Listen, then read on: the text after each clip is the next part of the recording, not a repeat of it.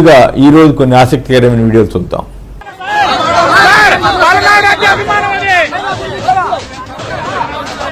అభిమానాన్ని సార్ ఎవరు వస్తారు?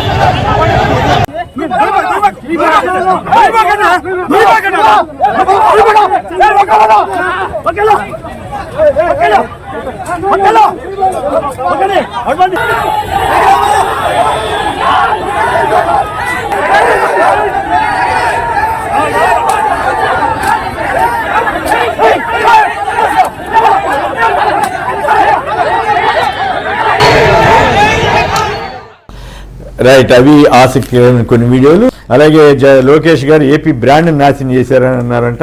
అలాగే హోంమంత్రి కవిత గారు ఈ సాక్షి టీవీలో వచ్చిన విజువల్స్ మీద కూడా ఏదో వ్యాఖ్యానం చేశారట. ఆవిడ ఆధారాలు చూపించాలని మనం అడగటం తప్ప అడగాలి, ఇక అంతకంటే ఇంకేమంటాం. ఆవిడకి మరి తెలుసో తెలియకో ఏం మాట్లాడారు. ఇక ముందుగా వెంకటేష్ గారు మీరు మాట్లాడిన దయచేసి ఏమిటి ఈ రోడ్లు తవ్వి జనాన్ని అడ్డుకోవాల్సినంత అవసరం వచ్చింది? ఎక్కడైనా రోడ్లు వేసే ప్రభుత్వాలను చూసాం కానీ జనం రాకుండా రోడ్లని తవ్వే ప్రభుత్వాన్ని మీరు ఎప్పుడైనా చూసారా మీ అనుభవంలో? ముందుగా మీకు ప్యానల్లో ఉన్నటువంటి సోదరు వెంకటేష్ గారు వెరీ గుడ్ మార్నింగ్ అండి. ఈ ప్రపంచంలోనే చూడలేదు సార్, దేశంలో కాదు, ఈ ప్రపంచంలో ఎక్కడా కూడా ప్రతిపక్ష నాయకుడు, ప్రతిపక్ష పార్టీ లేదా ఏ రాజకీయ నాయకుడైనా కానీ వెళ్ళేటప్పుడు కాస్త కొంత నిబంధనలు అనుసరించండి అని చెప్పేసి అని హెచ్చరించడం మాత్రమే చూశాను తప్ప, లేదా దానికి తగిన విధానంగా పోలీసులు లేదా ఇంటెలిజెన్స్ వాళ్ళ యొక్క యాక్షన్ ఎలా ఉంటుంది అనేది మాత్రం చూసాం. కానీ ఇలా రోడ్లు ఆపి పార్టీలు జగన్మోహన్ రెడ్డి గారికి ఇవ్వండి మహాప్రభు అని చెప్పేసి అని అంటుంటే వైఎస్ఆర్సీపీ కార్యకర్తలు రాకుండా ఒక్క నిమిషం సార్, ఇందాక పొరపాటున హోంమంత్రి గారి పేరు అనిత గారు అనబోయి కవిత గారు అన్నట్టున్నాను, పొరపాటు మన్నించాలి. కాకపోతే ఆవిడ సాక్షికి సంబంధించి ఇచ్చిన స్టేట్మెంటు అది ఎంతవరకు కరెక్ట్ అనేది వారు కూడా ఆలోచించుకోవాలి, ఆధారాలు చూపించాల్సిన అవసరం అయితే ఉందని చెప్పాలి. రైట్, వెంకటేష్ గారు. రో పార్టీలు ఏదైతే ఉందో ఫస్ట్ టైం చూస్తున్నాం సార్, కార్యకర్తలకి రో పార్టీలు పెట్టి వాళ్ళని జగన్మోహన్ రెడ్డి గారి దగ్గరికి రాకుండా లేదా అసలు ఆ కార్యక్రమంలో పాల్గొనకుండా చేయటం, దాన్ని ట్రై చేయటం, తర్వాత వాళ్ళ మీద లాఠీ చార్జ్ చేయటం, ఇలాంటి కార్యక్రమాలన్నీ కూడా ఈ రాష్ట్రంలో ప్రప్రథమంగా చూస్తాం.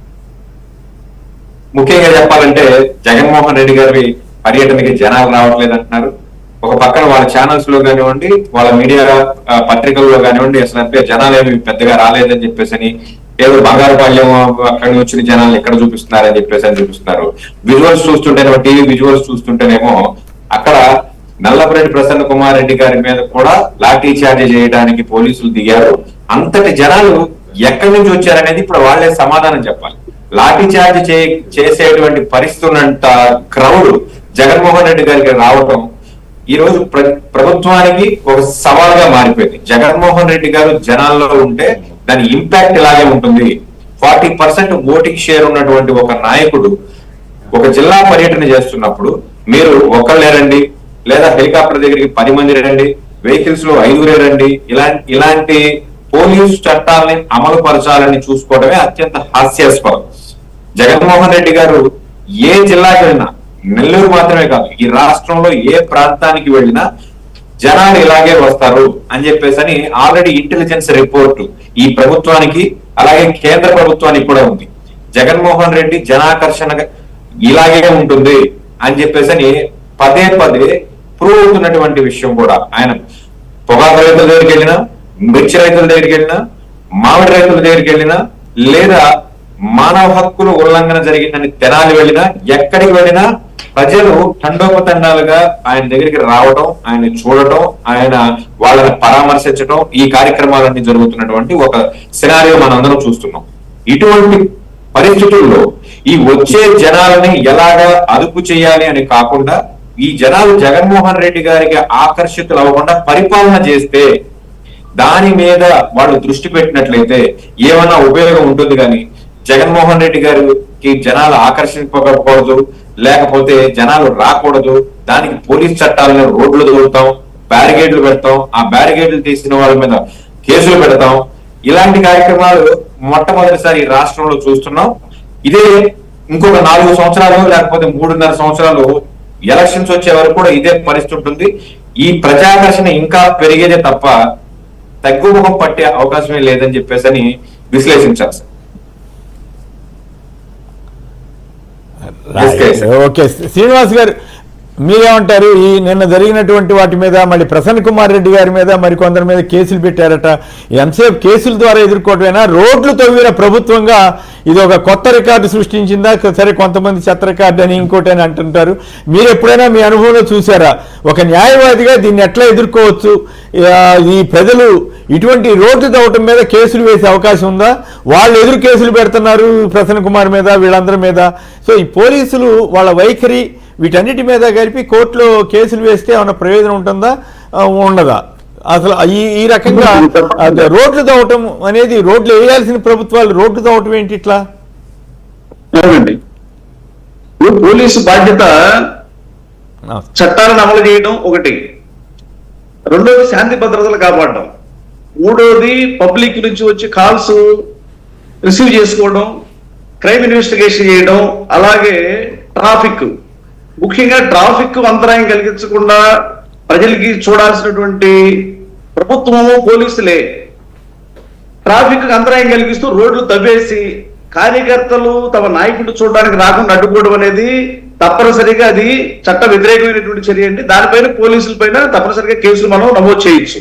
ఎందుకంటే ఒక నాయకుడు, మనం తెనాలిలో చూసామండి, తెనాలిలో మానవ హక్కుల ఉల్లంఘన జరిగిందని చెప్పేసి టూటౌన్ పోలీసు వారు చేసిన దౌర్జన్యాలకు వ్యతిరేకంగా బాధితులను పరామర్శించడానికి వెళ్ళినప్పుడు కొన్ని పాయింట్స్ లో జగన్మోహన్ రెడ్డి గారు కార్యకర్తలు కలవడానికి ఏర్పాట్లు చేయడం జరిగింది. చక్కగా ఆయన వెళ్ళారు, అక్కడ చెప్పాల్సిన కార్యకర్తలను కలుసుకున్నారు, వాళ్ళకి చెప్పాల్సిన వాళ్ళకి చెప్పారు. అక్కడి నుంచి బాధితుల దగ్గరికి వెళ్ళి వాళ్ళని పరామర్శించి వచ్చేసారు. ఇక్కడ మరి మిగతా ప్రాంతాలకు అలా ఏ విధంగా ఎందుకు వెళ్ళనివ్వట్లేదు? కార్యకర్తలు జనరల్ గా ఒక నాయకుడు వచ్చినప్పుడు చూడడానికి వస్తారు, వచ్చినప్పుడు వాళ్ళని కలుసుకునే పాయింట్స్ కొన్ని ఏర్పాటు చేసుకుంటే ఈ విధంగా ట్రాఫిక్ ని నిర్బంధించి రోడ్లు తవ్వేసి జనాన్ని నిరోధించాల్సిన అవసరం పోలీసులకి ఉండదండి. పోలీసులు ఉద్దేశపూర్వకంగా జగన్మోహన్ రెడ్డి గారి అభిమానులు ఆయన చూడడానికి రాకుండా ఉండడం కోసం ఎవరైతే రోడ్లని ప్రజలకు అంతరాయం కలిగించకుండా రోడ్ల మీద జనం వెళ్ళేటట్టు సంచరించడానికి అవకాశం కలిగించాల్సిన పోలీసులే రోడ్లను తవ్వడం అనేది తప్పనిసరిగా 341 కింద వాళ్ళ మీద కేసు రిజిస్టర్ చేయడానికి అవకాశం ఉందండి. రాంగ్ఫుల్ డిటెన్షన్ కింద కూడా వస్తుంది. ఇప్పుడు వీళ్ళందరినీ కూడా ఈ పాదచారులు కానివ్వండి, లేకపోతే వెహికల్స్ మీద వెళ్లే వాళ్ళు కానివ్వండి, లేకపోతే కార్యకర్తలు కానివ్వండి, వాళ్ళు వెళ్లే మార్గంలో నిరోధించడం అనేది రోడ్లు తవ్వేసి బార్గెట్లు పెట్టి అది పోలీసు చేస్తున్నటువంటి చట్టపరమైనటువంటి చట్ట వ్యతిరేక చర్య కాబట్టి వాళ్ళ పైన తప్పనిసరిగా మనం కేసులు నమోదు చేయడానికి అవకాశం ఉంది. అంటే అట్లా కాదుగా, ఇప్పుడు వాళ్ళు పోలీసులు మామూలుగానే కేసులు తీసుకోవట్లేదు కదా, ఇప్పుడు వాళ్ళ మీదే కేసులు పెడితే ఇప్పుడు బహుశా ఉన్నతాధికారుల నుంచి కింద స్థాయి వరకు పెట్టాల్సి ఉంటుంది. పెడితే అసలు తీసుకుంటారు. ఇప్పుడు ప్రసన్న కుమార్ రెడ్డి గారి ఇంటి మీద దాడి జరిగితేనే మరి ఇప్పుడు తీసుకున్నామని చెబుతున్నారు, కానీ ఎంతవరకు తీసుకున్నారో తెలియదు, విధ్వంసం సృష్టిస్తేనే. మరి పోలీసుల మీద కేసులు పెడితే ఆ ఫిర్యాదు తీసుకునే పరిస్థితి ఉంటుందా? ఫిర్యాదు తీసుకోవడం అనేది పోలీసు బాధ్యత అండి. మనం report police station, consult police station report ఇచ్చిన తర్వాత వాళ్ళు అక్కడ యాక్షన్ తీసుకోకపోతే మనం ఉన్నతాధికారులు కలవడం, తర్వాత ప్రైవేట్ కేసు వేసుకోవడం, లేని పక్షంలో హైకోర్టు నుంచి సంబంధిత పోలీసు అధికారులకి చట్టపరమైన చర్యలు తీసుకోవాల్సిందిగా ఆదేశాలు ఇవ్వాల్సిన కోర్టు రిట్ పిటిషన్స్ కూడా మనం ఫైల్ చేయడానికి అవకాశం ఉంది. కాబట్టి పోలీసు వారు రిఫ్యూజ్ చేస్తారు మన రిపోర్ట్ అనేది మనం ఆలోచించాల్సిన అవసరం లేదండి. మనం రిపోర్ట్ ఇవ్వాల్సినటువంటి అవసరం ఉంది. అలాగే ఈ సందర్భంగా మనం తురక కిషోర్ గారి కేసులో కూడా ఒక ఉదాహరణ చెప్పొచ్చు. ఆ సిద్ధయ్య అని ఆయన అప్పుడు వైఎస్ఆర్ కాంగ్రెస్ పార్టీ ప్రభుత్వం ఉందండి కాబట్టి నేను రిపోర్ట్ ఇవ్వలేదు అంటాడు ఆయన. ఏ పార్టీ ఉంటే మీకు ఎందుకండి? పోలీసు వారికి రిపోర్ట్ ఇచ్చి వాళ్ళ చర్య తీసుకోకపోతే ఉన్నతాధికారులు కలిసి ఆ తర్వాత చట్టపరమైన యాక్షన్ లోకి వెళ్ళిపోవాలి, కోర్టులు ఆశ్రయించాలి. అట్లా కాకుండా నా ప్రభుత్వం వచ్చిన తర్వాత నేను కేసు పెడతానని, పోనీ మీ ప్రభుత్వం వచ్చింది, తెలుగుదేశం వచ్చిన తర్వాత మీరు ఎవరు కేసు పెట్టారా? నిన్న ఆయన జైలు నుంచి విడుదల అవ్వడానికి ఒక రోజు ముందు మీరు రిపోర్ట్ ఇచ్చి ఆ రోజు 307 కేసు కట్టేసి ఏకంగా 307 కేసు కట్టే అంత ఇంజూరీస్ మీకు అయ్యి ఉంటే ఆ రోజే రిపోర్ట్ చేయాలి. అంతేగాని వైఎస్ఆర్ కాంగ్రెస్ పార్టీ ప్రభుత్వం ఉంది కాబట్టి మేము రిపోర్ట్ చేయలేదని ఆయన అనడం ఎలా అయితే సరైనది కాదో మనం కూడా ఈ రోజు సందేహించాల్సిన పని లేదండి. పోలీసుల పైన ఏమండి, పోలీసులు మమ్మల్ని ఈ విధంగా రోడ్లు తవ్వేసి నిర్బంధించడం జరిగిందని తప్పనిసరిగా మనం పోలీస్ స్టేషన్ లో రిపోర్ట్ చేయాల్సినటువంటి అవసరం ఉంది. దానిపైన అవసరం అయితే మనం కోర్టును ఆశ్రయించడానికి, హైకోర్టును ఆశ్రయించడానికి కూడా అవకాశం ఉంది. కీలకమైన పాయింట్ చెప్పారు. త్వరగా కిషోర్ గారి ఇష్యూలో అట్లా జరిగిందా, అప్పుడు గవర్నమెంట్ ఉంది కాబట్టి మేము ఫిర్యాదు చేయమన్నారు. ఇది ఎట్లా? మీరు చెప్పింది వాస్తవం. ఫిర్యాదు తీసుకెళ్లాలా, వాళ్ళు ఇవ్వకపోతే వాళ్ళు తీసుకోకపోతే అక్కడ పెట్టేసి ఇట్లా రాసామని రిజిస్టర్ పోస్ట్ చేయాలా, ఆ తర్వాత పై అధికారులకు ఇవ్వటం, ఆ తర్వాత కోర్టుకు వెళ్ళటం. ఇది ఒక సిస్టమ్ ఉంటుంది. కానీ మీరు చెప్పినట్టు నాకు ఈ విషయం తెలియదు. అప్పుడు గవర్నమెంట్ ఉంది కాబట్టి మేము పెట్టలేదంటే ఏడవుతుంది. ఇప్పుడు చాలా కేసులు అప్పుడు పెట్టిన కేసులు కూడా ఇప్పుడు పెడుతున్నారు కదా, మరి అవన్నీ ఎట్లా తీసుకుంటున్నారో ఏంటో అర్థం కాకుండా ఉంది. అసలు ఈ రాష్ట్రంలో చట్టబద్ధమైన పాలన సాగుతుందా లేక జగన్ గారు చెప్పినట్టు ఎమర్జెన్సీ అనేది నిన్న హైకోర్టు వారు కూడా అడిగారు. రిపోర్ట్ ఎప్పుడు ఇచ్చారు? అడిగారు. బాగుంది. అది హైకోర్టు గట్టిగా స్పందించింది. అందువల్ల ఇప్పుడు తప్పనిసరిగా ప్రభుత్వానికి వ్యతిరేకంగా వస్తుంది. అవును, రైట్. ఇప్పుడున్న పరిస్థితిలో హైకోర్టు వారే ఆంధ్రప్రదేశ్లో పౌరుల హక్కుల్ని రక్షించాల్సిన పరిస్థితి, అట్లాగే న్యాయ వ్యవస్థే రక్షించాల్సిన పరిస్థితి ఏర్పడినట్లుగా ఉంది. సో ఇక వెంకటరెడ్డి గారు మీరు చెప్పండి, మీరు మాట్లాడండి. ఈ రోడ్లు తవ్వటం మీద కేసులు పెట్టొచ్చు అని కూడా మన లాయర్లు చెప్తున్నారు, శ్రీనివాస్ గారు వీళ్ళు. సో ఈ అయినా కూడా జనం ఏ స్థాయిలో ఎందుకు అట్లా విపరీతంగా వచ్చారు? అయినా తెలుగుదేశం నాయకులు కొంతమంది కానీ మంత్రులు కానీ జనం రాలేదనే పిక్చర్ ఇవ్వటం కానీ, పాత విజువల్స్ చేశారని కొందరు ప్రచారం చేయడం కానీ మీకేమనిపిస్తా ఉంది? కొమ్మినేని గారు, ముందుగా మీకు ప్యానెల్లో ఉన్న అందరికీ అట్లానే సాక్షి టీవీ ప్రేక్షకులందరికీ నమస్కారాలు, వెరీ గుడ్ మార్నింగ్. ఇక్కడ జగన్మోహన్ రెడ్డి గారి పర్యటన అనగానే జగన్మోహన్ రెడ్డి గారి పర్యటన స్టార్ట్ అవబోతుంది అని ఆయన ఏదైనా స్టేట్మెంట్ ఇచ్చినప్పటి నుంచి ఈ పోలీసుల ఆంక్షలు అనేది బిగిన్ అవుతా ఉంది. మనం చూస్తా ఉన్నాం. అంతకుముందు గుంటూరు మిర్చి యార్డు కావచ్చు, రాప్తాడు కావచ్చు, పొదిల్లో ఏదైతే పొగాకు బోర్డు దగ్గరికి వెళ్ళేది కావచ్చు, దాని తర్వాత బంగారుపాలెంలో మామిడి రైతుల దగ్గరకు కావచ్చు, ఇక్కడ అనేక పర్యటనలకు సంబంధించి పోలీసుల చేత ముందే మీరు ఒకళ్ళే రావాలి, 10 మంది రావాలి, 3 వెహికల్స్ రావాలి, ఇలాంటిటువంటి ఆంక్షలతో బిగిన్ అవుతున్నప్పుడు ఖచ్చితంగా జనంలో, ఎందుకంటే సార్ ఎవరినైనా చూసేటటువంటి హక్కు ఉంటది, ఎవరినైనా కలిసేటటువంటి హక్కు ఉంటది. మనం ప్రజాస్వామ్య దేశంలో స్వేచ్ఛగా ఏదైనా మాట్లాడేటటువంటి హక్కు కూడా ఉంటది. అలాంటిది మీరు ఒక వ్యక్తి వస్తుంటే ఆ వ్యక్తి దగ్గరకు మీరు వెళ్ళకూడదు, ఆ వ్యక్తిని చూడటానికి మీరు వెళ్ళకూడదు. వెళ్తే ఇదిగోండి మీరు 10 మంది వెళ్ళాలి, ఈ 10 మంది పేర్లు ఇచ్చి వెళ్ళాలి, ఈ పేర్లు ఇచ్చి కాకుండా మిగిలిన వాళ్ళు వెళ్తే మీ అందరికీ నోటీసులు ఇస్తాం, కేసులు పెడతాం, అరెస్టులు చేస్తాం అంటే ఖచ్చితంగా ప్రజల్లో రెవల్యూషన్ వస్తుంది కదా. ఇప్పుడు జగన్మోహన్ రెడ్డి గారు ఆంధ్రప్రదేశ్ రాష్ట్రానికి ఆల్రెడీ ముఖ్యమంత్రిగా పనిచేసినటువంటి వ్యక్తి, 40% ఓటింగ్ సింగిల్ గా తెచ్చుకున్నటువంటి పార్టీకి అధ్యక్షుడు, ఈ రాష్ట్రంలో ప్రతిపక్షంగా గొంతెత్తేటటువంటి ఏకైక నేతగా జగన్మోహన్ రెడ్డి గారు ఉన్నప్పుడు, ప్రజా సమస్యల మీద ప్రతిరోజు అడ్రస్ చేస్తున్నప్పుడు ఆయనకి మనం మద్దతుగా వెళ్ళాలి. ఇప్పుడు ఆయన వెళ్తున్న ఎక్కడికి పర్యటనకు వెళ్ళాడు? ఇప్పుడు బంగారుపాలెం మామిడి రైతుల దగ్గరికి వెళ్ళినప్పుడు, మరి మామిడి రైతుల సమస్యల దగ్గరికి ఆయన వెళ్తున్నప్పుడు మామిడి రైతులు కూడా మీరు రావద్దు, జగన్మోహన్ రెడ్డి గారు మీకు మద్దతుగా వస్తున్నప్పుడు రైతులు కూడా రాకూడదు అని అంటే, పొగాకు రైతుల దగ్గరికి వెళ్తున్నప్పుడు మీరు పొగాకు రైతులు కూడా జగన్మోహన్ రెడ్డి గారి దగ్గరికి వెళ్ళొద్దు అని అంటే, మిర్చి రైతుల దగ్గరికి వెళ్తున్న మిర్చి రైతులు కూడా రావద్దు అని అంటే, సో ఇప్పుడు జగన్మోహన్ రెడ్డి గారు వైఎస్ఆర్ కాంగ్రెస్ పార్టీ నాయకుల దగ్గరికి వెళ్తుంటే మీరు ఎవరు కార్యకర్తల నాయకులు ఎవరు రావద్దనంటే ఇది ఎక్కడ అసలు ప్రజాస్వామ్యం? రెండవది, నిన్న జగన్మోహన్ రెడ్డి గారి పర్యటన స్టార్ట్ అవ్వగానే మీకు రోడ్లు లేదా జగన్మోహన్ రెడ్డి గారు వస్తున్నారనగానే రోడ్లు అనేది తవ్వటం జరిగింది. నాకు తెలిసి బహుశా భారతదేశ చరిత్రలో ఏ రాష్ట్రంలో కూడా ఓ ప్రతిపక్ష నాయకుడు వస్తుంటే ఆ ప్రతిపక్ష నాయకుడు వస్తున్న సందర్భాల్లో రోడ్లు తవ్వినటువంటి దాఖలాలు లేవు, రోడ్లు వేసినటువంటి దాఖలాలు ఉన్నాయి. అనేక రాష్ట్రాల్లో ప్రతిపక్ష నాయకుడు వస్తున్నాడంటే రోడ్లు వేస్తారు, అక్కడ రోడ్లు బాగోపోతాయి. అరే ప్రతిపక్ష నాయకుడు వచ్చి క్వశ్చన్ చేస్తాడు ఇక్కడ రోడ్లు బాగాలేదని, వీళ్ళు వెరైటీగా రోడ్లు తవ్వారు. రోడ్లు వేసి జనాలు రాకుండా అడ్డుకోవాలంటే ప్రయత్నం చేశారు. అంటే జగన్మోహన్ ఒక పాయింట్ చెప్పాలి వెంకటరెడ్డి మిత్రం ఒక పాయింట్ చెప్పాలి. తెలంగాణ ఉద్యమంలో కూడా ఇట్లాంటి అరాచకాలు జరిగినట్టు నాకైతే గుర్తులేదు. అక్కడ ఆందోళనలు రకరకాలుగా జరిగినాయి, మనం వ్యతిరేకించాము, మనం సమర్థించాం ఆ పద్ధతులు. కానీ బట్ ఇట్లా తెలంగాణ ఉద్యమంలో కూడా రోడ్లు తవ్వినటువంటి దాఖలా అటు ప్రభుత్వం తవ్వినట్లేదు, అటు ఉద్యమకారులు ఎవరు కూడా అటువంటి చేష్టలకు పాల్పడినట్టుగా మనకి దాఖలాలు లేవు. ఎక్కడా లేదు సార్ బాబు. ఇప్పుడు ఎక్కడన్నా రెడ్ బుక్ రాజ్యాంగం ఉందా? భారత రాజ్యాంగం నడుస్తుంది కదా ఏ రాష్ట్రంలో అయినా. మరి రెడ్ బుక్ రాజ్యాంగంలో ఒక క్లెమోర్ మైన్స్ ఒక్కటే పెట్టలేదు సార్, ఇక అన్ని పెట్టారు. నిన్న క్లెమోర్ మైన్స్ ఒక్కటే పెట్టి వైఎస్ఆర్సీపీ వాళ్ళని ఆపలా, మిగిలిన అన్ని పెట్టారు. నోటీసులు ఇచ్చారు, అట్లానే పోలీసులు ఆంక్షలు పెట్టారు, బారికేడ్లు పెట్టారు, ముళ్ళ కంచెలు పెట్టారు, రోడ్లు దవ్వేశారు, లాఠీచార్జ్ చేశారు, కేసులు పెట్టారు, రేపు అరెస్టులు కూడా చేయబోతున్నారు.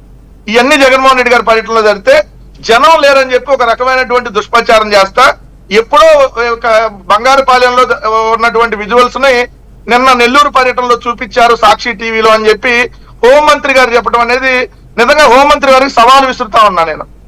ఎక్కడైనా సాక్షి టీవీ లోగోతో గానీ సాక్షి టీవీతో గానీ అక్కడ పాత విజువల్స్ నిన్న జగన్ గారి పర్యటనలో ఆ పాత విజువల్స్ మీకు దమ్ముంటే మీరు నిరూపించాలి, లేదంటే రాజీనామా చేయాలి.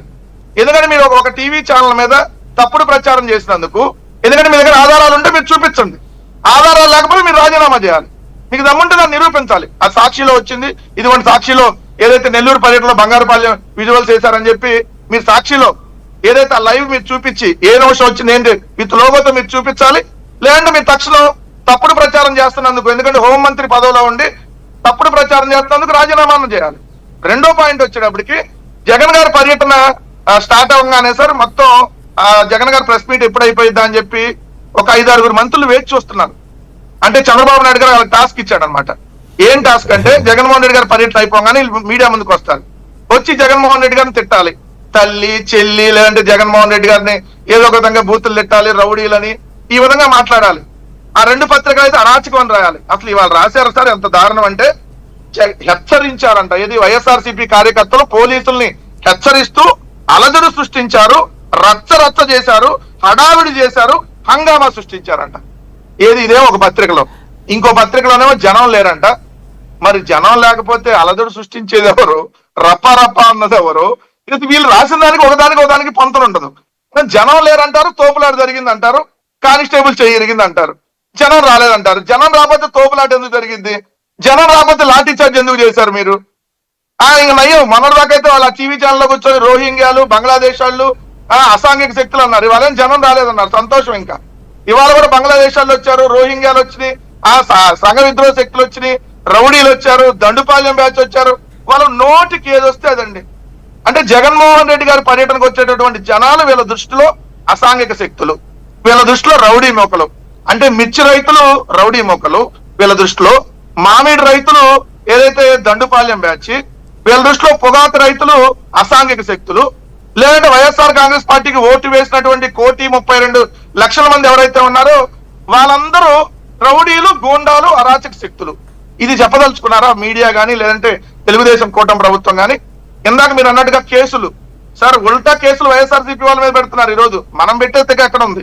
అంబటి రాంబాబు గారు ఎన్ని కంప్లైంట్లు ఇచ్చారు, వెళ్ళి పోలీస్ స్టేషన్ ముందు ఆయన ధర్నాలు కూడా చేస్తున్నారు, కేసులు తీసుకోవట్లేదని చెప్పి ఎస్పీ దగ్గరికి వెళ్ళి ఇచ్చినా కూడా ఇలాంటి పరిస్థితులు ఉన్నాయి. మీరు అన్న దుర్గా కిషోర్ దాంట్లో ఇందాక మీకు ఎంత దారుణం అంటే సార్, ఆయన జగన్మోహన్ రెడ్డి గారి ప్రభుత్వంలో కేసు పెట్టలేదంట తీసుకోరని, చంద్రబాబు నాయుడు గారి ప్రభుత్వంలో కూడా 13 నెలలు కేసు పెట్టలేదంట. చంద్రబాబు నాయుడు గారి ప్రభుత్వం వచ్చి కూడా 13 నెలలు అయింది కదా, మరి 13 నెలలు ఎందుకు కేసు పెట్టలా? ఆయన గుంటూరు జైలు నుంచి బెయిల్ వచ్చినటువంటి రోజు వెళ్ళి ఎందుకు కంప్లైంట్ ఇచ్చాడు, ఆ రోజు ఎందుకు కేసు పెట్టాడు బెయిల్ వచ్చిన రోజు?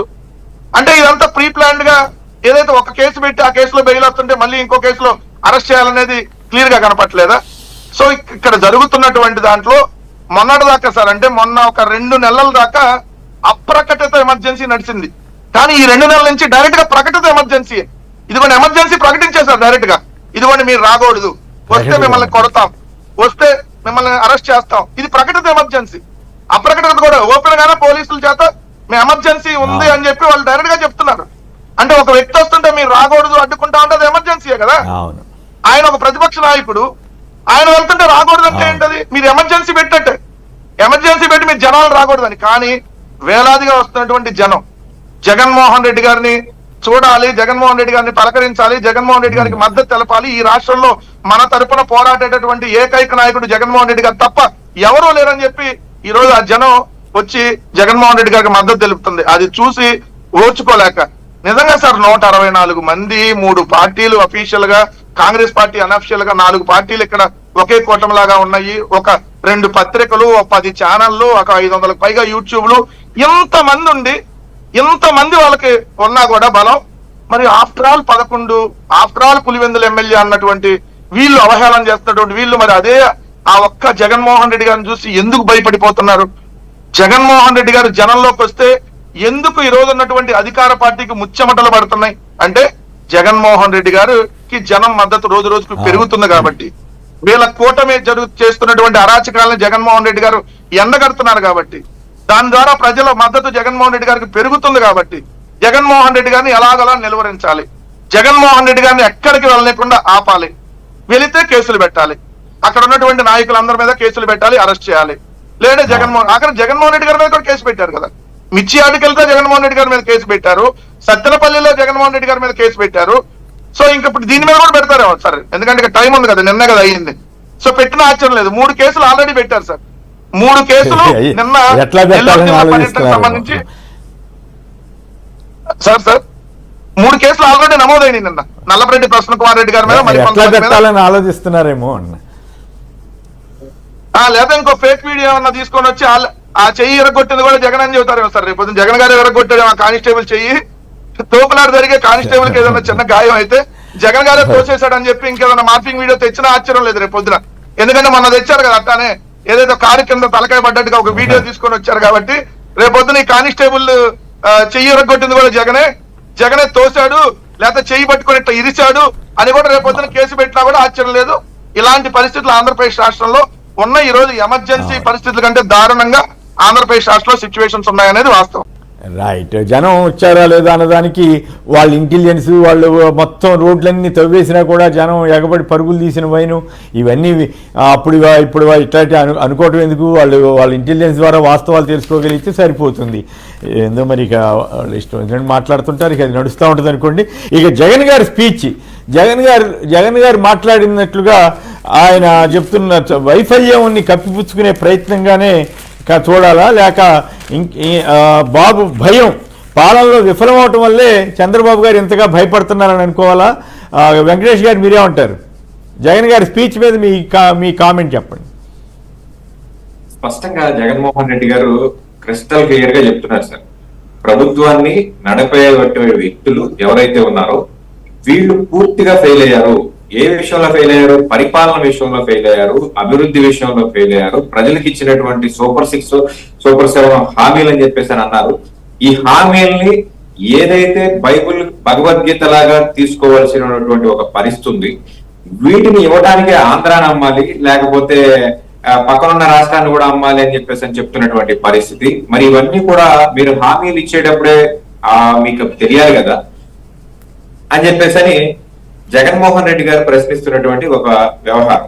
రెండో వైపు నుంచి ప్రభుత్వం ఎందుకు భయపడుతుంది? ప్రభుత్వం వాళ్ళ చేతిలో ఉంది. రెవెన్యూ డెఫిసిట్ లో ఉన్నటువంటి ప్రభుత్వం కేంద్ర ప్రభుత్వంతో మిళితమై ఉండి ఈ రోజు ప్రభుత్వాన్ని నడుపుతున్నటువంటి ప్రభుత్వం. ఈయనేం చెబితే మోడీ గారు చేస్తారని చెప్పేసి ఈ రాష్ట్రంలో ప్రచారం చేసుకుంటున్నటువంటి ఒక ప్రభుత్వం. కాబట్టి నిధులు వరదలాగా పారించి ఏదైతే కూటమి ప్రభుత్వంలో ఉన్నటువంటి 3 పార్టీలు కలిసి చేసినటువంటి సూపర్ 6 హామీలను అమలు పరచడంలో ఎందుకు జాప్యం జరుగుతుందని ఈ రోజు జగన్మోహన్ రెడ్డి గారు ప్రశ్నిస్తున్నటువంటి ఒక పరిస్థితి. అయితే కేంద్ర ప్రభుత్వం నుంచి రావాల్సినటువంటి గ్రాంట్లు తప్ప అడిషనల్ గా ₹1 కూడా విధించినటువంటి ఒక పరిస్థితి ఈ రోజు రాష్ట్రంలో చూస్తున్నాం. రెండోది, ఏదైతే పోలవరం నిధులు కానివ్వండి, అమరావతి నిధులు కానివ్వండి, ఈ వీళ్ళు ఇష్టం వచ్చినట్టు కూటమి ప్రభుత్వం ఇష్టం వచ్చినట్లు వాడుకోకుండా కాస్త జాగ్రత్తగా కేంద్రం వ్యవహరిస్తుంది అనేటువంటి ఒక వార్త కూడా మనందరం చూస్తున్నాం. వీటన్నిటిలో ప్రభుత్వానికి అసలు ఈ కూటమి ప్రభుత్వానికి పూర్తిగా సూపర్ 6 హామీలని అమలు పరిచేటువంటి ఒక వ్యవహారం లేదా ఒక చిత్తశుద్ధి ఉందా అనేది ఇక్కడ క్వశ్చన్ మార్క్. ఇక రెండో విషయానికి వచ్చినట్టయితే డబ్బులు లేవంటున్నారు సార్. సుమారుగా 1,80,000 పైచిలుకు కోట్ల రూపాయలు ఈ రోజుకి అప్పు తీసుకొచ్చి ఆ డబ్బులని ఏం చేశారు అనేది ఒక వైట్ పేపర్ ను కూడా రిలీజ్ చేయలేనటువంటి ఒక పరిస్థితిలో ఈ రోజు రాష్ట్ర ప్రభుత్వం ఉంది. ఒకవైపునేమో డబ్బులు లేవంటారు, మరోవైపు తీసుకొచ్చిన అప్పులకి లెక్కలు చెప్పలేమంటారు. ఆ డబ్బులు ఏదైతే బీపీటీ సిస్టమ్ లో ప్రజలకు నేరుగా బదలాయించేటువంటి పరిస్థితి లేదని అంటారు. సూపర్ 6 హామీల్లో ఆడబిడ్డనిదో లేకపోతే ఇంకొక పథకం నెరవేర్చాలి అని అంటే ఖచ్చితంగా ఆంధ్రాని అమ్మాలని చెప్పేసి రాష్ట్ర ప్రభుత్వంలో ఉన్నటువంటి మంత్రులే అంటారు. ప్రభుత్వానికి నడపడం చేతగాక ఇటువంటి మాటలు మాట్లాడుతున్నారా? రెండోది, ఈ రోజు రాష్ట్ర ప్రభుత్వంలో రాష్ట్రంలో ఉన్నటువంటి పార్టీలన్నీ ఒకవైపు, జగన్మోహన్ రెడ్డి మాత్రమే ఒకవైపు ఉన్నటువంటి ఒక పరిస్థితి. ఈ రోజు జగన్మోహన్ రెడ్డి గారు ఏ విషయం మీద క్వశ్చన్ చేస్తే దానికి సంబంధించి అయితే డబ్బులన్నా వస్తున్నాయి, లేదా విమర్శల జడివాన చేస్తున్నారు. ఈయన సమస్య గురించి మాట్లాడితే వాళ్ళు ఆయన యొక్క కుటుంబ సభ్యుల గురించో, లేకపోతే ఆయన కుటుంబ సభ్యుల రాజకీయ జీవితం గురించో, లేకపోతే ఆయన పార్టీలో ఉన్నటువంటి నేతల అరెస్టుల గురించో చెప్తున్నారు. జగన్మోహన్ రెడ్డి క్రిస్టల్ క్లియర్ గా సూపర్ 6 హామీలు అమలు చేయడానికి ఈ రాష్ట్ర బడ్జెట్ సపోర్ట్ చేయదు అని బిఫోర్ ఎలక్షన్ చెప్పారు. కాదు, నేను అత్యంత అనుభవం ఉన్నటువంటి రాజకీయ నాయకుడిని కాబట్టి నేను ముఖ్యమంత్రి అయితే సంపద సృష్టిస్తాను, నేను ముఖ్యమంత్రి అయితే పెట్టుబడులు వరదలాగా వస్తాయి, దానితో నేను వీళ్ళందరికీ కూడా సూపర్ 6 హామీలని ఇస్తాను అని చెప్పేసి చంద్రబాబు నాయుడు గారు, అలాగే డిప్యూటీ సీఎం గారు ఆయన ఇస్తాడు, ఆయనకి ఆ క్యాపబిలిటీ ఉంది, దానికి నాది గ్యారంటీ అని చెప్పేసి డిప్యూటీ సీఎం గారు కలిసి ఈ రాష్ట్రంలో ప్రతి వీధిలో కూడా తిరిగి ప్రచారం చేసి అబద్ధ ప్రచారాలని చేసి ఈ రోజు కూటమి ప్రభుత్వాన్ని ఏర్పరిచినటువంటి ఒక పరిస్థితి. మరి అదే పని ఈ రోజు చేయమని అడుగుతుంటే డిప్యూటీ సీఎం గారేమో ఆయన వ్యక్తిగత వ్యవహారాల్లో, లేకపోతే ఆయన యొక్క సినిమా వ్యవహారాల్లో ఆయన బిజీగా ఉన్నారు. ఈ రాష్ట్రంలో పరిపాలన చేయాల్సినటువంటి ముఖ్యమంత్రి గారేమో సింగపూర్ పర్యటనకి వెళ్లి అక్కడ వాళ్ళ నారా లోకేష్ గారు చాలా విచిత్రమైనటువంటి ఒక మాట చెప్పారు సార్. ఇక్కడ నుంచి ఆంధ్రప్రదేశ్ రాష్ట్రం నుంచి ఎవరో అక్కడికి సందేశం ఇచ్చారట, కాబట్టి సింగపూర్ కి సంబంధించినటువంటి కన్సార్షియం కానివ్వండి, సింగపూర్ గవర్నమెంట్ కానీ ఈ రాష్ట్రం యొక్క డెవలప్మెంట్ లో డైరెక్ట్ గా మేము భాగస్వామ్యానికి రాలేమని చెప్పేసి అని మొహాట పడుతున్నాయని చెప్పేసి అనే విధంగా ఆయన మాట్లాడే తీరు చాలా ఆశ్చర్యానికి గురి చేస్తుంది. ఈ రోజు అమరావతి ప్రాజెక్ట్ ఏదైతే ఉందో ఇక్కడ ఆసక్తి కాదండి, ఇక్కడ ఆసక్తికరమైన ప్రశ్న ఏంటంటే పాపం ఆయన కుర్రాడు కాబట్టి అంత మరి ఆలోచించి మాట్లాడారా, అవగాహనతో మాట్లాడారా లేదు నాకు తెలియదు. కానీ బట్ మీరు చెప్పింది పాయింట్ విన్న తర్వాత నాకేమనిపించిందంటే చంద్రబాబు గారికి సింగపూర్ బంధాలు నేను మొత్తం పునరుద్ధరించేస్తాను అందుకోసమే వచ్చాను అని వాళ్ళకి ఏదో సారీ చెప్పారన్నంతగా మాట్లాడిన తీరు ఆంధ్ర ప్రజలకి అవమానమా కాదనేది పక్కన పెడితే ఇక్కడి నుంచి కంప్లైంట్ చేస్తే వాళ్ళు ఆగిపోతున్నారంటే చంద్రబాబు గారిని నమ్ముతున్నట్ట నమ్మనట్లా? ఆ సంగతి ఆయన ఏపీ బ్రాండ్కి అది నష్టమా లాభమా? ఎవరు నష్టం చేసినట్లు? ఇప్పుడు అక్కడి దాకా వెళ్ళిన తర్వాత ఎవరో కంప్లైంట్ చేస్తే ఎవరో ఈ మెయిల్ ఇస్తే ఆగిపోద్దా?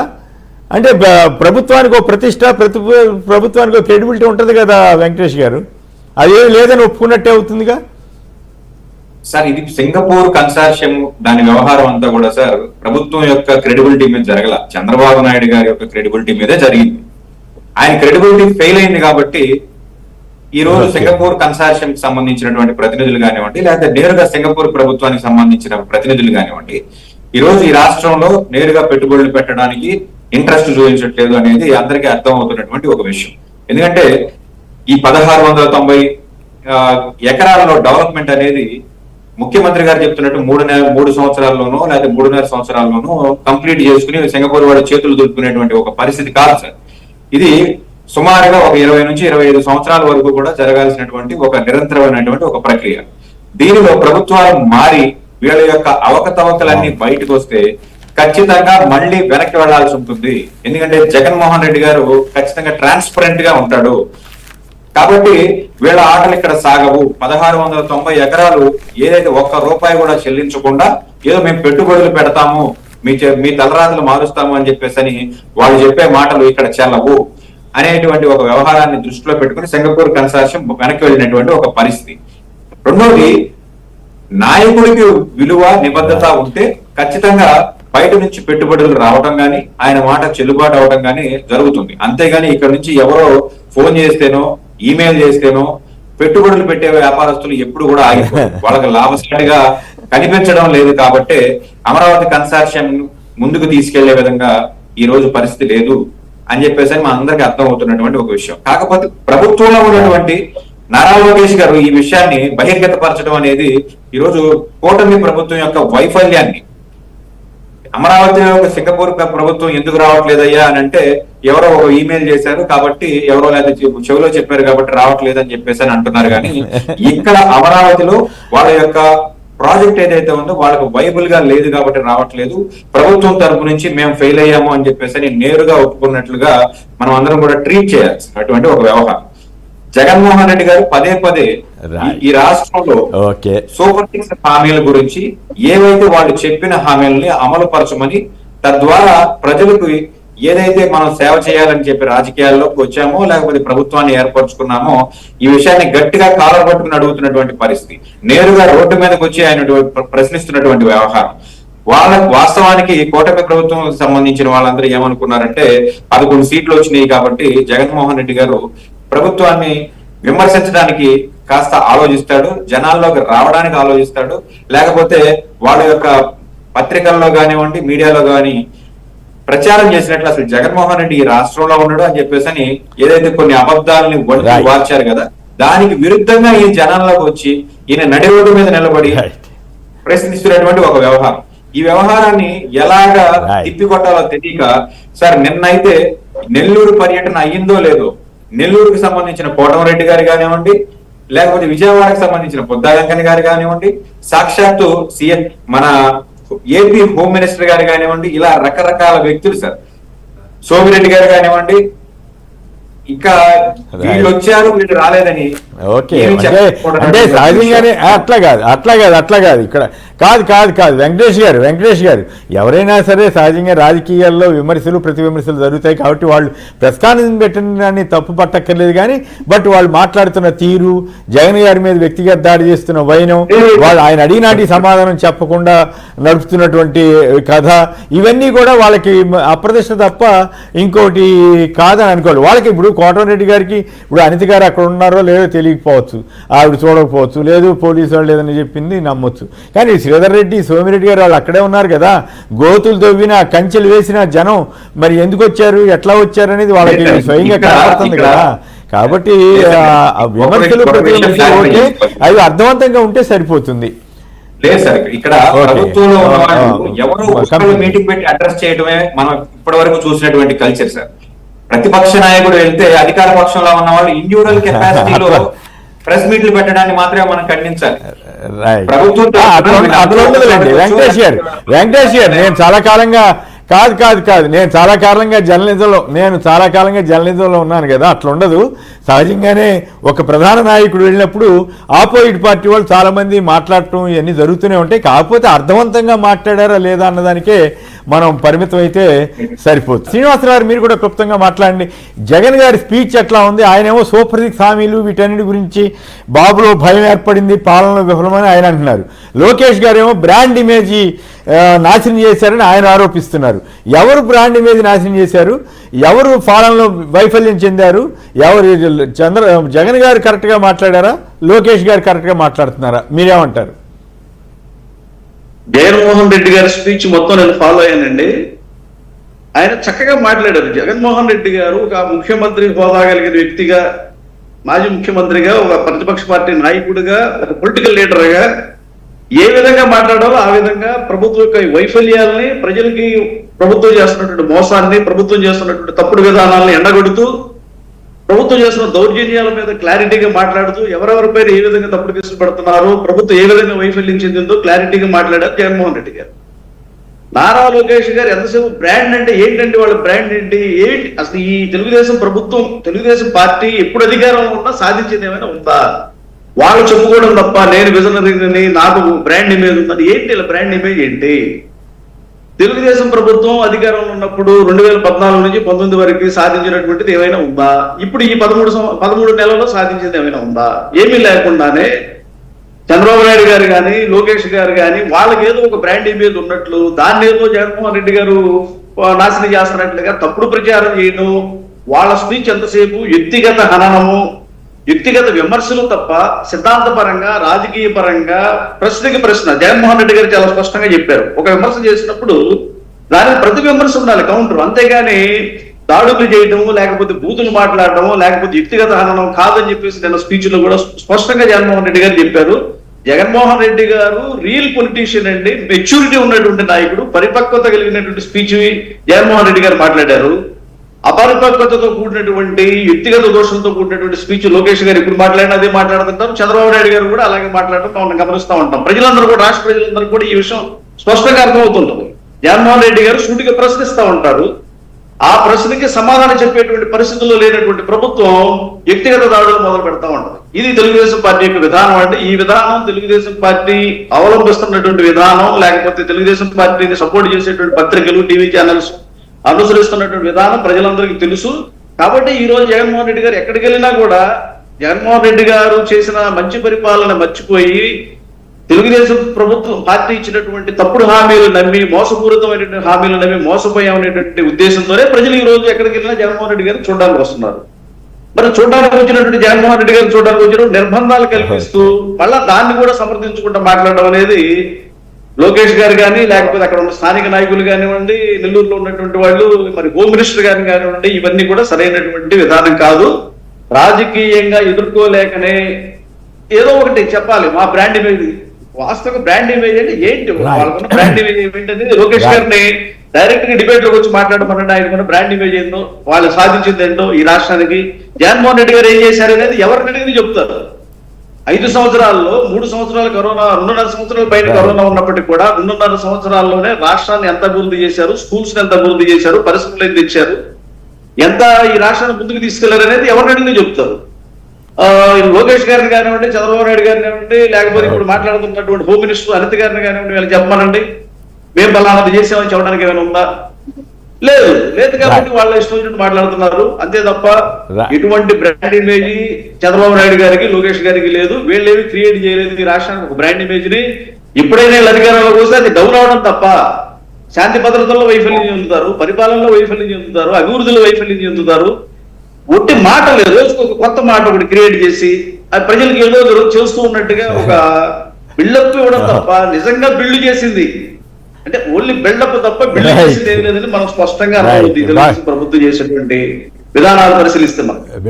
కాబట్టి లోకేష్ గారు మాట్లాడేది ఎటువంటి సబ్జెక్ట్ లేనటువంటి విషయాలు తప్ప, జగన్మోహన్ రెడ్డి గారు చాలా సబ్జెక్ట్ క్లారిటీగా మాట్లాడారు. ఎందుకంటే స్పీచ్ ప్రతి ముక్క విన్నా. అది శ్రీనివాస్ గారు రైట్ బాగా పోల్చారు. బిల్డప్ తప్ప బిల్డ్ చేసింది ఏమి లేదన్న వ్యాఖ్య ఆసక్తికరంగా ఉంది. అంతేకాకుండా స్పెసిఫిక్గా 1,50,000 కోట్లు తీసుకురావటం, ఇప్పటికీ 1,80,000 కోట్లు తీసుకురావటం బ్రాండ్ ఇమేజ్ అవుతుందా లేక అవ్వకుండా ఉంటుందా అనేది వాళ్ళు ఆలోచించుకోవాలి. తెల్లరేగిస్తే జగన్ తిడితేను ఇక్కడ రెడ్ బుక్ పాలన చేయటం, కనపడిన వాళ్ళందరి మీద కేసులు పెట్టడం, పరిశ్రమల మీద కూడా దాడులు చేయటం, ఇవన్నీ బ్రాండ్ ఇమేజ్ అవుతుందా కాదా? లోకేష్ గారు సీఎం అవ్వాలని తాపత్రయపడుతున్న ఆయన సహజంగానే హుందాగా ఉండి చక్కటి విమర్శలు చేస్తే, విధానపరమైన విమర్శలు చేస్తే ఆయనకి గౌరవం. కానీ మిగతా వాళ్ళ మళ్ళీ ఆయన కూడా మాట్లాడితే ఏం విలువ ఉంటుంది? సరే ఆయన ఇష్టం అనుకోండి, ఆయన వాగ్దారని ఆయన ఇష్టం. రైట్. వెంకటరెడ్డి గారు చెప్పండి, జగన్ గారి స్పీచ్, లోకేష్ గారి కామెంటు, ఈ రెండింటిని కంపేర్ చేస్తూ ఇప్పుడు మన శ్రీనివాస్ గారు కూడా మాట్లాడారు, అలాగే మన వెంకటేష్ గారు కూడా మాట్లాడారు. మీ విశ్లేషణ చెప్పండి. పల్లె దాంట్లో అన్నదాత సుఖీభావ కింద ఇట్లా ఇవ్వటం బ్రాండ్ ఇమేజా లేకపోతే బ్రాండ్ ఇమేజ్ పెంచుతుందా తగ్గిస్తుందా? ఆ పాయింట్ కూడా కవర్ చేస్తూ చెప్పండి. కొమ్మినేని గారు, జగన్మోహన్ రెడ్డి గారు ఎప్పుడు మాట్లాడినా కూడా చాలా గౌరవంగా మాట్లాడతారు. చంద్రబాబు నాయుడు గారు అని సంబోధిస్తారు తప్ప ఏయ్ చంద్రబాబు, ఓయ్ చంద్రబాబు ఏ రోజు అనరు. వీళ్ళు ఏయ్ జగన్, ఓయ్ జగన్, సైకోవి, వీళ్ళు షాడిస్ట్, ఇట్లా మాట్లాడేది వాళ్ళు. ఏకవచనంతో మాట్లాడతా నోటికి ఏదొస్తే అది అద్దు అదుపు లేకుండా చంద్రబాబు నాయుడు కానీ, లోకేష్ కానీ వీళ్ళందరూ మాట్లాడతారు.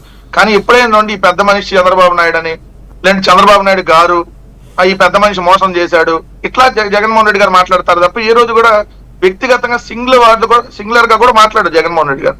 సో మీరు ఆయన ఎక్కడికి వెళ్ళినా కూడా సబ్జెక్ట్ మాట్లాడతారు, విత్ డేటా మాట్లాడతారు, విత్ ఆధారాలు చూపించి మాట్లాడతారు.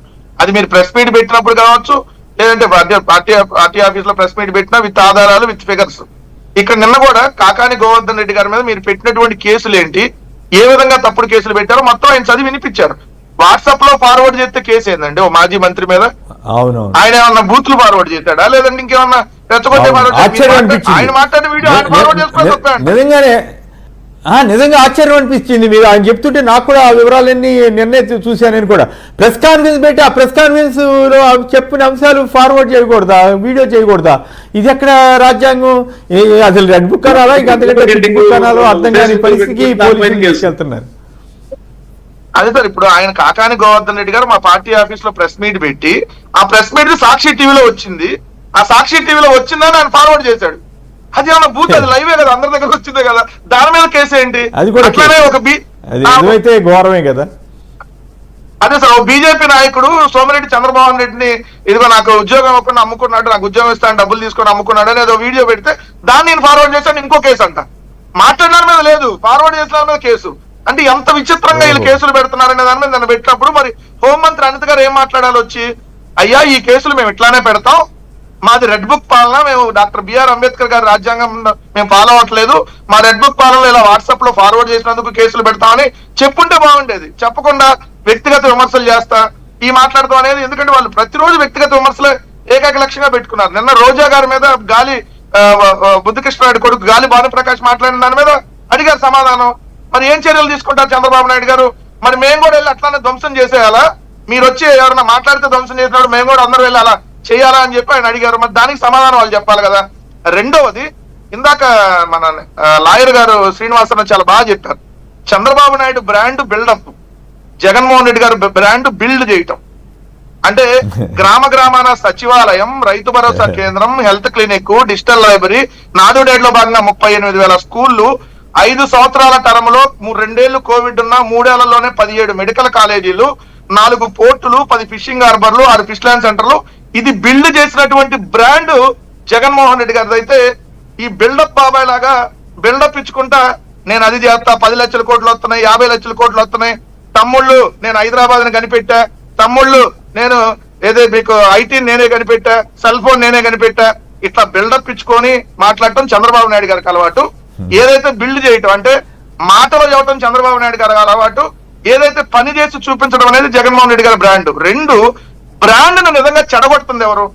జగన్మోహన్ రెడ్డి గారు ముఖ్యమంత్రిగా ఉన్నప్పుడు ఈ రాష్ట్రం అడుక్కు తినిపోయింది, శ్రీలంక అయిపోయిందని చెప్పి రాష్ట్ర బ్రాండ్ ని నాశనం చేయడానికి అనేక అదే 1000 కోట్ల రూపాయలు అప్పుకెళ్తున్నా అప్పులు ఇవ్వద్దని చెప్పి కూడా లేఖలు రాసినటువంటి నీచాతి నీచమైనటువంటి పార్టీలు అండి అవి. ఆ రోజు ఏదైతే తెలుగుదేశం కానీ జనసేన కానీ. అలానే ఈ రోజు అట్లా అనకూడదు, అట్లా అనక్కర్లేదు. No no no no no కాదు కాదు కాదు no no no no no Venkatareddy గారు, అప్పులు తీసుకోవద్దని ఎవరైనా లెటర్ రాస్తే అది తప్పు కాదు, వాళ్ళ హక్కు. ఆ ప్రభుత్వం చెప్పినా, ఆ పార్టీ చెప్పినా, మీ పార్టీ చెప్పినా నేనైతే ఒప్పుకోను. అప్పు మీ అభిప్రాయాలు మీరు చెప్తారు, అది వాస్తవా కాదా అనేది ఆ సంబంధించిన ఏజెన్సీలు ఆలోచించుకుంటాయి. అది తప్పు ఎట్లా అవుతుంది? ఎవరైనా రాసుకోవచ్చు. ఇప్పుడు నా అభిప్రాయం అయితే ఇప్పుడు వడ్డే సోమేశ్వర రోజు చెబుతున్నారు, అది తప్పేం కాదు కదా.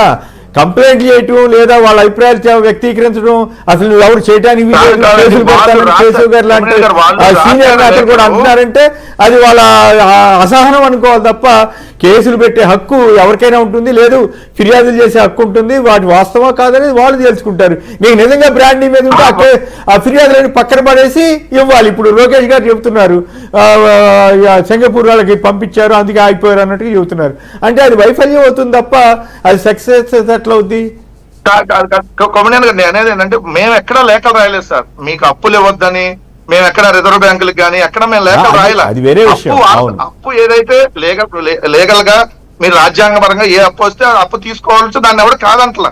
కానీ మీరు అక్రమంగా అంటే రాజ్యాంగానికి విరుద్ధంగా డైరెక్ట్ గా ఆంధ్రప్రదేశ్ రాష్ట్రం మెయిన్ అకౌంట్ నుంచే మీరు డ్రా చేసుకునేటట్టుగా ప్రైవేట్ వాళ్ళకి ఏదైతే ఇచ్చేదాన్ని మేము వ్యతిరేకిస్తున్నాం. అది కూడా మీరు ఇవ్వద్దని రెండో అంశం వచ్చేటప్పటికి సార్ ఇక్కడ వీళ్ళు వెళ్ళి ఎక్కడికి వెళ్ళి అక్కడ మా రాష్ట్రం అడుక్కు తినిపోయిందండి, మా రాష్ట్రం నాశనం అయిపోయింది 5 ఏళ్లు, నేను ఇప్పుడు తాపీ మేస్త్రి లాగా నేనే ఇప్పుడు వచ్చి కొత్తగా దీన్ని నిర్మిస్తున్నా, ఇట్లా చెప్పుకుంటే ఎవరన్నా కంపెనీలు వస్తారండి? మా ఊరు చాలా బాగుందండి, మా ప్రాంతం చాలా బాగుంది, మాకు మంచి ఫెసిలిటీస్ ఉన్నాయి, రండి అని చెప్పి ఎవరన్నా రిక్వెస్ట్ చేస్తే వస్తారు. కానీ మేము అడుక్కు తినిపోయామంటే ఎవరన్నా వస్తాడా అండి? మా రాష్ట్రం సంక్రాంతిపోయిందంటే ఎవరన్నా వస్తాడా? ఇట్లా చెప్పి రాష్ట్ర బ్రాండ్ నాశనం చేస్తుంది మీరు కదా. మా దగ్గర పోత ఉంది, రాక్షసు ఉంది.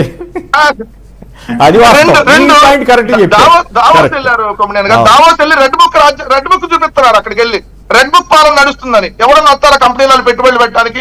నిన్నటికి నిన్న కియాకి సంబంధించి మంత్రి సవిత అనుచరులు, వాళ్ళకి సంబంధించినటువంటి మంత్రి సవిత అనుచరులు వెళ్ళి కియా మీద దౌర్జన్యం చేసి వస్తే ఎవరు ఇల్లేమో సింగపూర్ లో ఉన్నారు. అలా తెలియదండి ఇక్కడ ఏం జరుగుతుందో రాష్ట్రంలో, ఎంక్వైరీ చేయకుండా పెట్టుబడులు పెట్టడానికి వస్తారా? రెండు, నిన్న లోకేష్ గారు మాట్లాడిన దాన్ని బట్టి నాకు ఒకటి అర్థమైంది సార్. ఎవరో మురళీకృష్ణ అనే అతను మెయిల్ పెట్టాడు అంటున్నారు. ఇంతగా మెయిల్ లో ఏముందో లోకేష్ గారు పూర్తిగా చెప్పాల. నేను అనుకుంటుంది ఏంటంటే ఆ మెయిల్లో ఈశ్వరన్ గారికి చంద్రబాబు నాయుడు గారికి ఉన్న సంబంధాల మీద ఏమన్నా మెయిల్ పెట్టారేమో. ఈశ్వరన్ గారు ఆల్రెడీ అవినీతి కేసులో అరెస్ట్ అయ్యి జైలు శిక్ష కూడా అనుభవించి వచ్చాడు. ఎందుకంటే సింగపూర్ అవినీతి లేనటువంటి దేశాల్లో ఏదైతే 3వ ప్లేస్ లో ఉంటది, అవినీతి అనేది ఉండదు సింగపూర్. సో అవినీతి లేనటువంటి దేశంలో ఒక అవినీతి మంత్రిగా ఈశ్వరన్ గారు చంద్రబాబు నాయుడు గారితో సాన్నిహిత్యం వల్ల చంద్రబాబు నాయుడు గారు ఆయన కలిసి అనేక వ్యాపారాలు మరి ఏమేమి జరిగాయో దాని మీద ఏమైనా మెయిల్ పెట్టాడేమో మురళీకృష్ణ అనే ఆయన. అయ్యా ఇదిగో మీరు కూడా ఇక్కడికి వస్తే ఈశ్వరన్ లాగా జైలుకు పోతారని ఏమైనా పెట్టాడా? అందుకనే వాళ్ళు అక్కడే సింగపూర్ లో ఉన్నప్పుడే లోకేష్ గారిని చంద్రబాబు నాయుడు గారిని అదేందయ్యా బాబు ఈశ్వరన్ లాగా మమ్మల్ని కూడా అన్న నువ్వు జైలుకు పంపిస్తావేంది, మీతో మాకెందుకు వచ్చిన ఒప్పందాలు ఇట్టండి అని చెప్పి వాళ్ళేమన్నా అన్నారా? అసలు ఆ మెయిల్ ఏంటి అదేందో చెబితే లోకేష్ గారు బాగుంటది. కాకుండా ఆయన మురళీకృష్ణ మెయిల్ పెట్టాడు, ఆయన ఫలానా పెద్దిరెడ్డి గారి కంపెనీలో చేస్తాడు, అయినా ఎవరో ఒక అనామకుడు మెయిల్ పెడితే ఆ రాష్ట్రానికి కంపెనీలు రాకుండా, లేదంటే రాష్ట్రానికి మీ రాష్ట్రం ఏంటో వరస్ట్ ఉందని చెప్పి సింగపూర్ అంటదా? రెండు అసలు సింగపూర్ కి ఆంధ్రప్రదేశ్ ఇప్పుడు మీరు ఇన్నిసార్లు వెళ్ళారు, 2014-19 మధ్య అనేక సార్లు మీరు సింగపూర్ పర్యటన వెళ్ళారు. పావలా పెట్టుబడి చెప్పండి సార్, రూపాయి అడగట్లా నేను, పావలా పెట్టుబడి చూపించమనంటే సింగపూర్ లో ఒక కంపెనీ వచ్చి ఆంధ్రప్రదేశ్ లో చంద్రబాబు నాయుడు గారు 10 సార్లు తిరిగి వచ్చాడు కదా సింగపూర్ వెళ్ళి 2014-19 మధ్య. ఒక పావలా పెట్టుబడి అన్నాడు పెట్టారా? ఇప్పుడు కూడా ఇదే కబుర్లు సార్, ఎక్కడికి వెళ్తే అక్కడికి వెళ్ళి అమరావతి ప్రపంచ స్థాయి రాజధాని చేసేస్తున్నా, సింగపూర్ వాళ్ళు వచ్చేస్తున్నారు, మలేషియా వాళ్ళు వస్తున్నారు, ఎవరు రాట్లా, అసలు భారతదేశంలో వాళ్ళే రాట్లా ముందు. అందుకు రోజు నీళ్ళు ఎత్తిపోతల పథకమే కదా అక్కడ జరుగుతుంది, ఏమన్నా ఉందా? నీటి ఎత్తిపోతల పథకం తప్ప అమరావతిలో ఏమన్నా జరుగుతుంటే చెప్పాలి. రెండు మీరు అన్నదాత సుఖీభావ కింద మన వాళ్ళు ఇస్తానన్నది ఏంటంటే సార్ ప్రతి రైతుకి 20,000 ఆంక్షలు లేవు, ప్రతి రైతుకి 20,000. కానీ జగన్మోహన్ రెడ్డి గారి ప్రభుత్వం ఉన్నప్పుడు 53 లక్షలు 58 కాదు ఒక్క నిమిషం ఒకేసారి ఇస్తామని చెప్పారా, లేక వాయిదాల పద్ధతి మీద ఇస్తామన్నారా, కేంద్రం ఇచ్చే సాయంతో కల్పిస్తామన్నారా? అది ఏమిటి వాస్తవంగా ఎలక్షన్ మేనిఫెస్టోలో ఏం చెప్పారు, ఇప్పుడు ఏం చేస్తున్నారు? సార్ వాళ్ళు చెప్పింది ప్రతి రైతుకి ఒకేసారి 20,000 రూపాయలు. ఎందుకంటే జగన్మోహన్ రెడ్డి గారి ప్రభుత్వం 3 దఫాలకు ఇస్తున్నప్పుడు చంద్రబాబు నాయుడు గారు వ్యతిరేకించారు. చంద్రబాబు నాయుడు గారు ఏమన్నారు, అప్పుడు మీరు పెట్టుబడి సాయం కింద ఒకేసారి ఇవ్వాలి కదా, అప్పుడు కొద్దిగా ఇస్తే రైతుకి ఎలా అది ప్రయోజనం చేకూరిద్ది అని చెప్పి ఆయన చెప్పి ఇప్పుడు ఈ పథకం పేరు అన్నదాత సుఖీభావ్ సార్. పిఎం కిసాన్ దీంట్లో లేదు. ఇది అన్నదాత సుఖీభావ పిఎం కిసాన్ కాదు. పిఎం కిసాన్ పథకం వేరు, అన్నదాత సుఖీభావ పథకం వేరు. అన్నదాత సుఖీభావ పథకం అంటే మీరు కేంద్రంతో అంటే బీజేపీతో పొత్తు పెట్టుకోకముందే మీరు ఈ పథకాన్ని అనౌన్స్ చేశారు. రాజమండ్రిలో మహానాడు జరుగుతున్న టైంలో, రాజమండ్రిలో మహానాడు కార్యక్రమంలో మీరు బాబు గ్యారంటీ ఏదో 6 పథకాలు అని చెప్పి మీరు అనౌన్స్ చేసిన దాంట్లో అన్నదాత సుఖీభావ 20,000 ఇస్తామని అప్పుడే అనౌన్స్ చేశారు. సో మీరు ప్రతి రైతుకి 20,000 ఇస్తామన్నారు. అంటే ఇప్పుడు కేంద్ర ప్రభుత్వం ఇచ్చి 6,000తో కలిపి 26,000 ఇవ్వాలి. 53,58,000 మంది రైతులు ఉంటే ఇప్పుడు 46 లక్షలకు తీసుకొని వచ్చారు దాన్ని. అది ఇంకా 46 లక్షలు ఇంకెంత కోత పడిందో తెలియదు. మీరేమన్నారు 53 లక్షల నుంచి ఇంకా పెంచుతా ఉన్నారు రైతుల్ని. ప్రతి రైతుకి మీరు చెప్పింది ఇప్పుడు ఉన్న రైతుల్లోనే లక్షలాది మంది కోత. రెండోది 20,000 పోయింది, ఇప్పుడు 14,000 ఇస్తామంటున్నారు. ఆ 14,000 కూడా 3 దఫాల్లో ఇస్తామంటున్నారు. లక్షలాది మంది కోత. మొదటి ఏడాది 20,000 పోయింది, రెండో ఏడాది 20,000 ప్లస్ లో 14,000 అంటున్నారు. అది కూడా కొంతమందికి అంటున్నారు. సో ఇవన్నీ చూస్తే చంద్రబాబు నాయుడు గారు ఏదైనా వాగ్దానం చేయటం తప్ప ఆ వాగ్దానాన్ని పూర్తిగా అమలుపరిచినటువంటి దాఖలాలు ఎప్పుడూ లేవనేది స్పష్టం. ఎందుకంటే పెన్షన్ల దగ్గర నుంచి తీసుకోండి సార్, వీళ్ళు పెన్షన్లు ఇస్తున్నామని చెబుతున్నారు, కానీ 30 లక్షల మందికి ఇంకా పెన్షన్ల కోసం వెయిట్ చేస్తున్నారు ఉన్నారు. ఎస్సీ, ఎస్టీ, బీసీ, మైనార్టీలు 50 సంవత్సరాలు దాటానికి పెన్షన్ ఇప్పటి వరకు ఒక్కరికి ఇవ్వాల. వాళ్ళ హామీలు అది కూడా ఉంది. అవన్నీ మళ్ళీ మాట్లాడదాం. రైట్ వెంకటరెడ్డి గారు, అవన్నీ మళ్ళీ మాట్లాడదాం. ఎందుకంటే ఈ నిజానికి అన్నదాత సుఖీభావ ఇటువంటి వాటి వల్ల ఏపీ బ్రాండ్ ఇమేజ్ దెబ్బతింటుందా లేదా అనేది, అంటే వాళ్ళు చెప్పిన హామీ అమలు చేయకపోవడం వల్ల